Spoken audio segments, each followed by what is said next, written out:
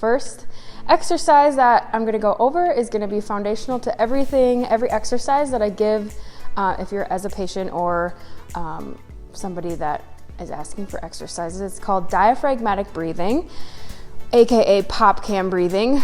Basically, we're trying to train our diaphragm, which lies right under your ribs here and your pelvic floor and all the muscles that surround our core, to breathe together. So when we just can start in an upright position. If you put your hands on your belly, trying to relax your shoulders. We're trying to not breathe into our shoulders, like chest breathing a lot. We're trying to fill our belly, let it expand, and as we breathe out, we contract our muscles again.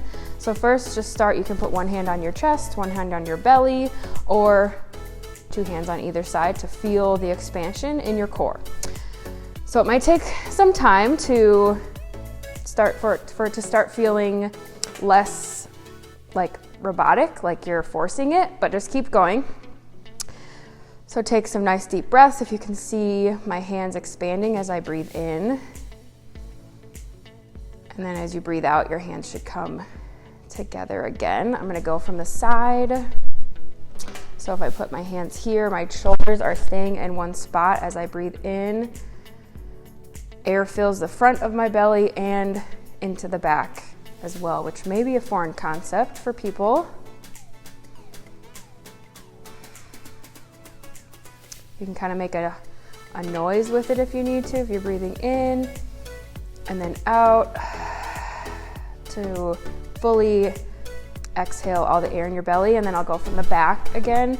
I want you to watch my thumbs. So normally we don't even think about our back expanding, but it should slightly. So kind of watch my fingers back here.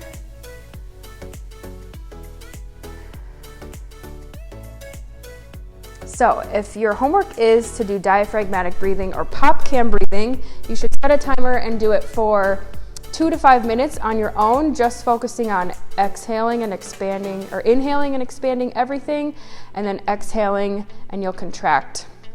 So cool, good work. Okay, next one, we're gonna do another version of pop cam breathing. This would be like taking back a step. So we're thinking neurologically, if we're an infant as a baby, when our core starts developing, we start on the floor. So I'm gonna turn my mat. First, you can start on your tummy actually. You're gonna put your arms up like a goalpost and your forehead to the floor. And you're gonna take those big belly breaths. Feeling your belly expand into your back. Trying to think about if your pelvis is rocked backwards or if it's tucked under too much. You want your pelvis, if it were a bowl, to be parallel with your rib cage.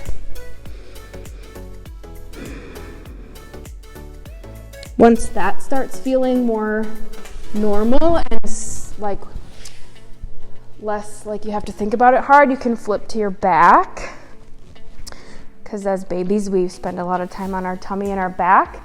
So on your back, your feet should be flat. If you can lay them on the floor without your back lifting up, you can do that, but I like to lift my feet up. Think about pushing your back flat to the floor. Think about pushing your rib cage down a little bit so it's not flared up. And again, we're breathing. We want to relax on the inhale, relax our pelvic floor, so your sit bones down here should also kind of relax on the inhale. And then as you're exhaling is when you can contract your core muscles a little bit more. Think about if someone is going to punch you in the stomach, how you would engage your core muscles.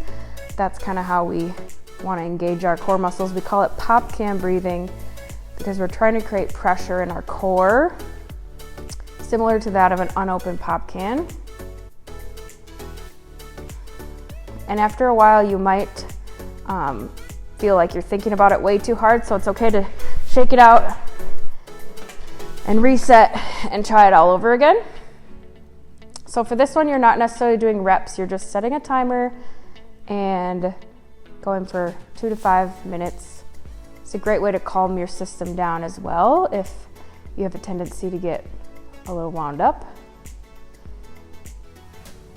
Okay, that is pop can breathing or diaphragmatic breathing.